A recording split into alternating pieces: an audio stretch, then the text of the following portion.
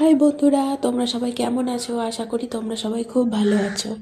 তো আমি আবারও ঠাকুর ঘরের ভিডিও নিয়ে চলে এসেছি।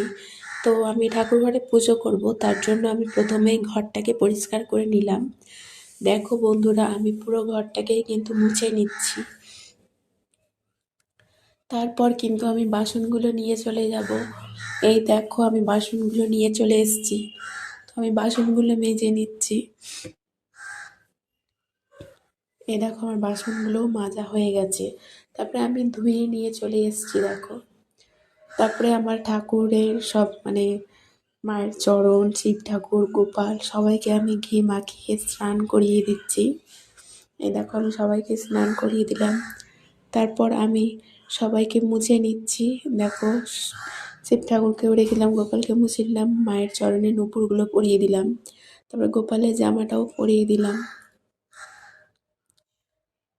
তারপর দেখো, আমি তারা মাকেও একটু পরিষ্কার করে নিলাম। দেখো, আমি একটা মালা ছিল, সেই মালাটাও কিন্তু পরিয়ে দিয়েছি। তারপর আমি খাবারগুলো রেডি করছি।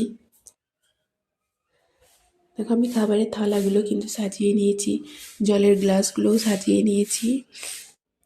তারপরে আমি মাকে ফুলগুলো দিয়ে দিলাম, জবা ফুল ছিল। তারপরে মাকে আমি প্রদীপটাও দেখিয়ে নিয়েছি। তারপরে মাকে আমি ধূপটাও দেখিয়ে নিলাম। তোমরা কেমন করে পুজো করো সেটা কিন্তু অবশ্যই কমেন্টে জানাবে।